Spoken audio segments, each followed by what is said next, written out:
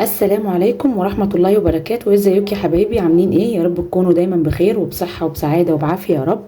النهاردة بإذن الله هنعمل صينية بطاطا باللبن والمكسرات كده، خفيفة جدا وسهلة وسريعة خالص، وحبايبنا المبتدئين ان شاء الله مش هتكون خالص صعبة عليهم.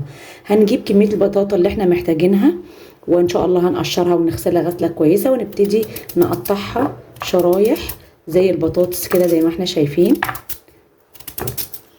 دي طريقة سهلة جدا. طبعا البطاطا لها كذا طريقة تتعمل تحلية، ولكن انا بنقي لكم الطرق، بحاول انقي الطرق السهلة اللي ما تبقاش صعبة على اي حد ولا على حبايبي ايه اللي هم لسه مبتدئين في دخول المطبخ.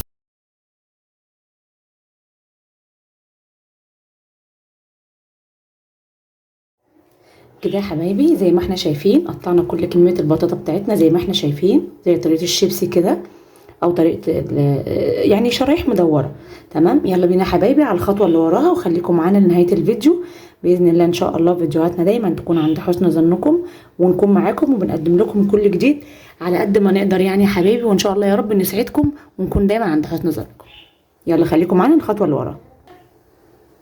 بصوا يا حبايبي الخطوة اللي وراها، بصوا مكوناتنا بقى.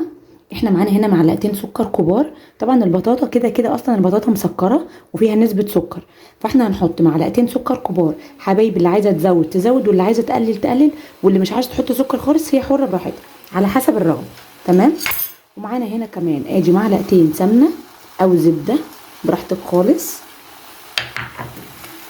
وادي معانا شويه مكسرات بتاعتنا، جوز الهند وزبيب وسوداني. اول حاجه هنعملها هنبتدي نحط كميه السكر بتاعتنا على البطاطا زي ما احنا شايفين كده، وكمان معلقتين السمنه بتوعنا، لان احنا هنحاول نكرمل البطاطا بتاعتنا، هنخليها تعمل زي تنزل زي صوص كراميل كده منها، وبعد كده هندخلها الفرن.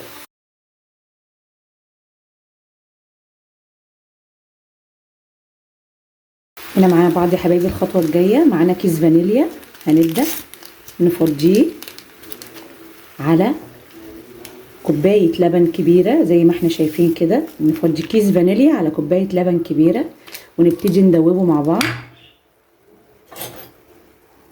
بسم الله الرحمن الرحيم اهو.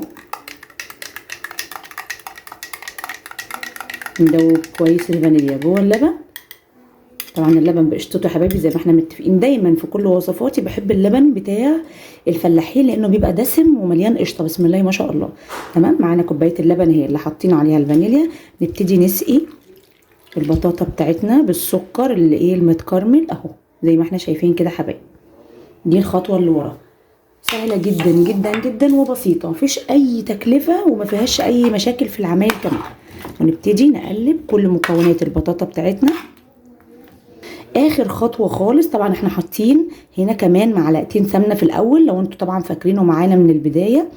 معانا اخر حاجه خالص هنحطها المكسرات بتاعتنا، هنبتدي ان احنا نقلبها، هنفضيها كلها على البطاطا، ونبتدي ان احنا نقلبها كويس زي ما احنا شايفين كده حبايبي. واخر خطوه معانا هناخد الصينيه بتاعتنا زي ما هي كده وندخلها الفرن على درجة حرارة متوسطة عشان تستوي براحتها. ممكن ناخدها الأول نغطيها كويس، وبعد كده أول ما تخش على سوا نبتدي نشيل الغطا من عليها. يلا يا حبايبي عشان ندخلها الفرن، وإن شاء الله نرجع لكم تاني. هنا يا حبايبي دخلنا صينية البطاطا بتاعتنا جوه الفرن زي ما احنا شايفين. هنبتدي نغطيها بالقالب الصغير كده، هنغطيها تقريبا ربع ساعة، وبعد طبعا ما تنزل ميتها وتبدأ تستوي خالص مع اللبن والمكونات بتاعتنا اللي جوه القارب، هنبتدي نشيل الغطا من عليها علشان نكرمل وشها او نخلي وشها ياخد لون يعني. تمام، وبكده يا حبايبي يكون وصلنا لنهاية الفيديو. خليكم معانا طبعا في التقديم النهائي عشان نوريكم النتيجة بتاعتنا. سهلة جدا وخفيفة جدا وبسيطة جدا وغير مكلفة بالمرة. بإذن الله يا حبايبي فيديوهاتنا تعجبكم، ونشوفكم دايما في فيديوهات جاية كتير. والسلام عليكم ورحمة الله وبركاته.